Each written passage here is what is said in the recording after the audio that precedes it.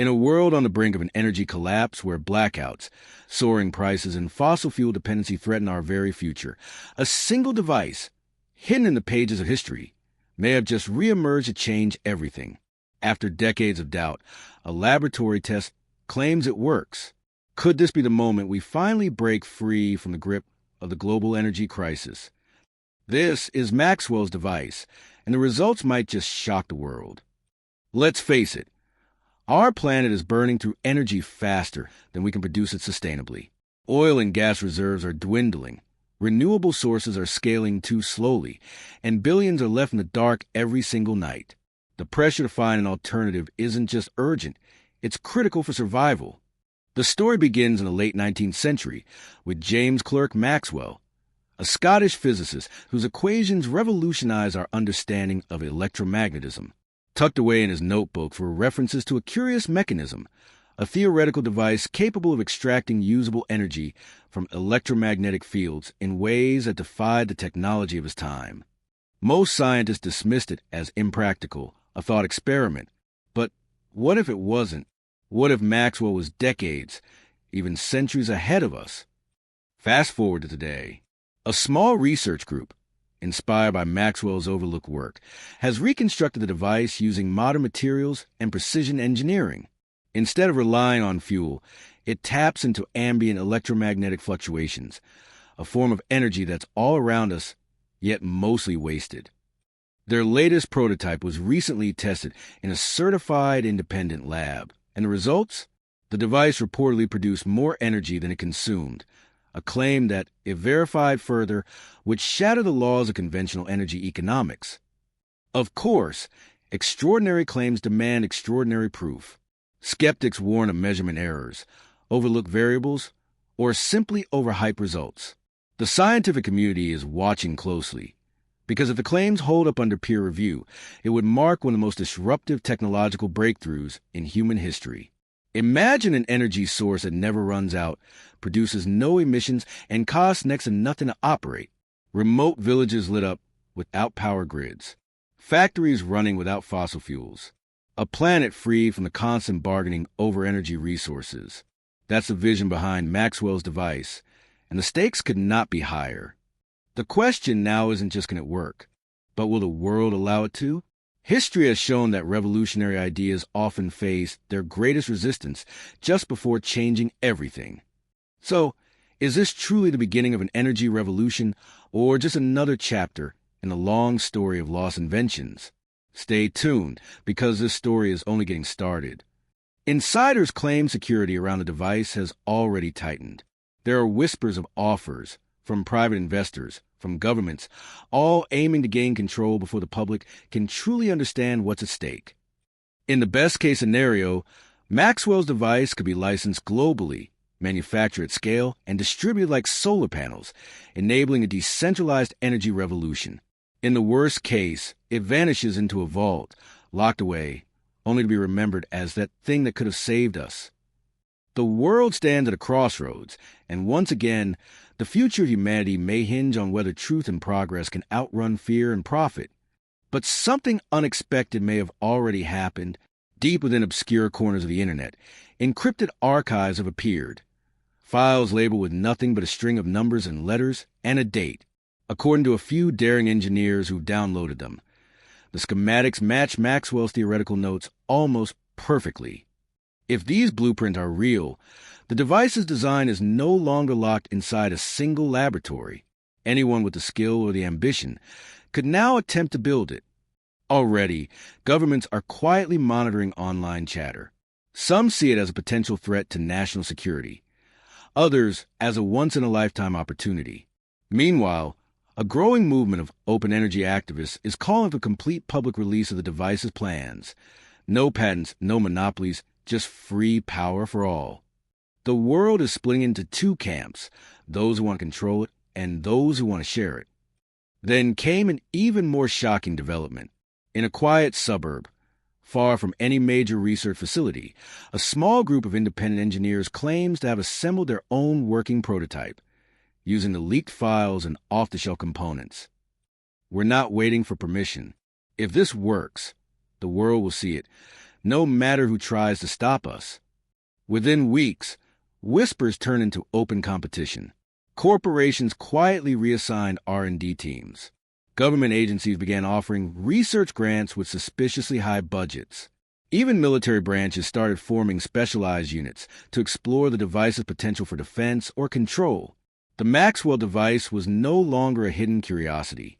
It had become the centerpiece of a new kind of arms race, not for weapons, but for energy supremacy. But with competition came sabotage.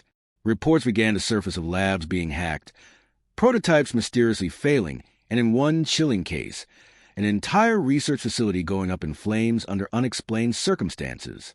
The official cause? Electrical malfunction. But insiders suspect something far more deliberate. The device was valuable not just for what it could do, but for who could be kept from having it.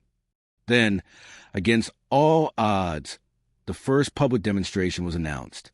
Not by a corporation, not by government, but by the same garage team that claimed to have built their own unit. The event was set for a neutral location, live streamed to the world. Security was tight. The air was electric. In that moment, denial was no longer possible. The Maxwell device had crossed into reality. Within 24 hours of the demonstration, the global economy began to tremble. Oil and gas stocks plummeted. Renewable energy companies scrambled to adapt. Energy ministers called emergency meetings while corporate boardrooms went into panic mode. The device didn't just threaten to change the game, it threatened to end it.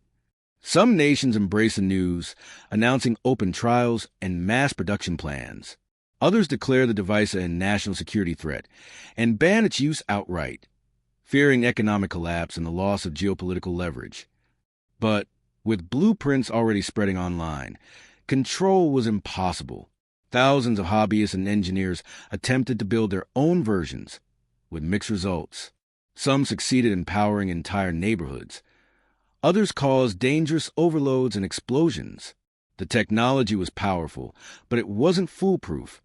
The line between liberation and disaster was razor thin. In less than 6 months, the world's energy hierarchy began to unravel. Countries once dependent on imported oil suddenly became self-sufficient.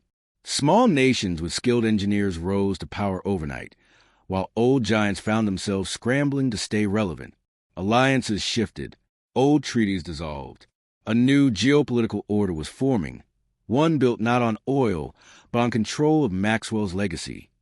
And somewhere in the midst of the chaos, rumors spread that a far more advanced version of the device existed, one Maxwell himself had theorized but never built.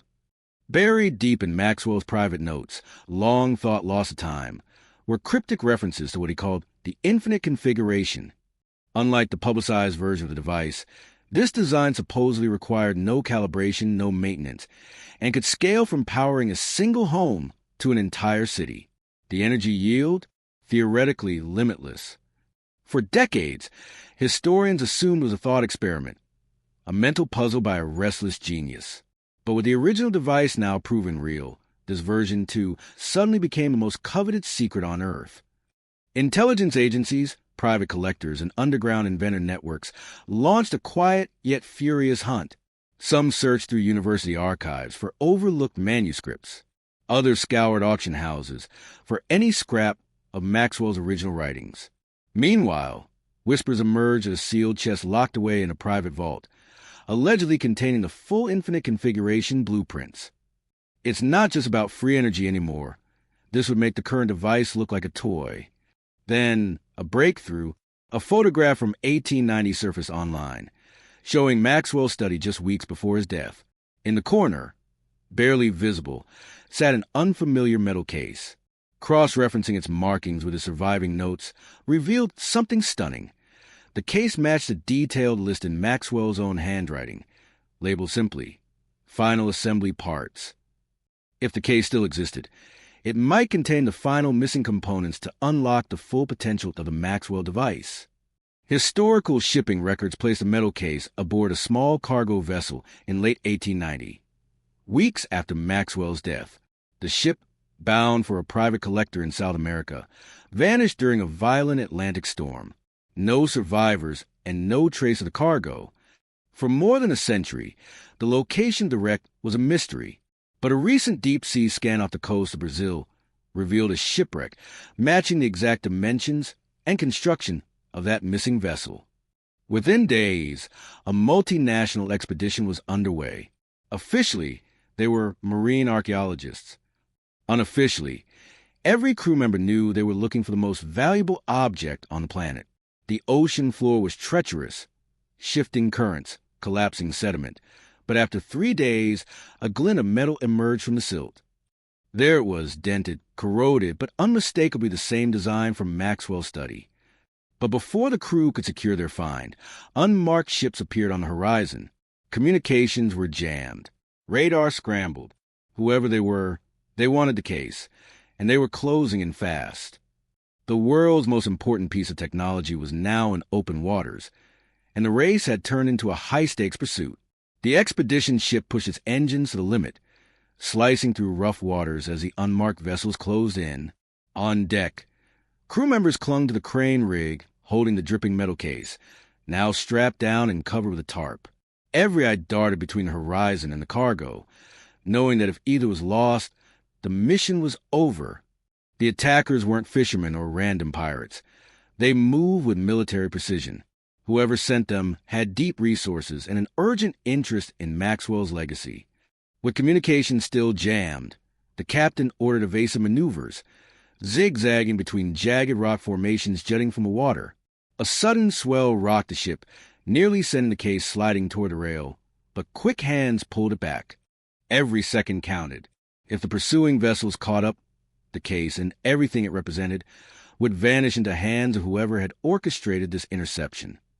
Then, out of the haze, a helicopter appeared, not military, not corporate, but marked with the logo of a small, independent research group known for exposing suppressed technology. The crew had called them days earlier, in case things went wrong. Now, they hovered above the deck, lowering a heavy-duty winch. With one final lurch, the case rose into the air, swaying above the waves, out of reach of the attackers below. The helicopter vanished into the storm, its transponder offline. The unmarked ships peeled away, disappearing as suddenly as they had appeared. The expedition crew was left in the middle of the ocean, alive but empty-handed. Somewhere out there, above the raging waters, the case was on its way to an undisclosed location, and for the first time in over a century, Maxwell's final design might see daylight. Far from the chaos at sea, the helicopter touched down at a secure, undisclosed facility. No government flags, no corporate banners. Just a handful of trusted engineers, historians, and physicists gathered around the battered metal case that had been lost for over a century. Inside, wrapped in oil-stained cloth, lay a series of polished brass components. Gears, coils, and a central crystalline core unlike anything seen in modern engineering. Alongside them, Maxwell's unmistakable handwriting, a set of assembly instructions for the infinite configuration. Over the next 48 hours, the team worked tirelessly, piecing together the machine exactly as Maxwell had described. When they finally powered on, there was no dramatic explosion, no flash of light, just a steady, rising tone and a surge of clean, continuous energy flowing into their instruments. The readings were impossible yet undeniable. The infinite configuration wasn't just real, it was flawless. But with the device working perfectly, the question became, what now? Release it to the world and risk chaos? Or hide it again, hoping humanity is ready someday? The decision wasn't just about science anymore, it was about the fate of civilization. One press, and the design would be public forever. One hesitation, and it could vanish into secrecy for another 100 years. In the end, they chose to believe in humanity's better nature. Within hours, the Maxwell infinite configuration swept across the globe. Power grids were transformed.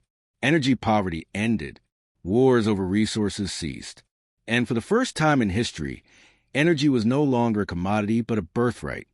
James Clerk Maxwell's forgotten dream had finally come to life, and with it, the chance for humanity to start anew.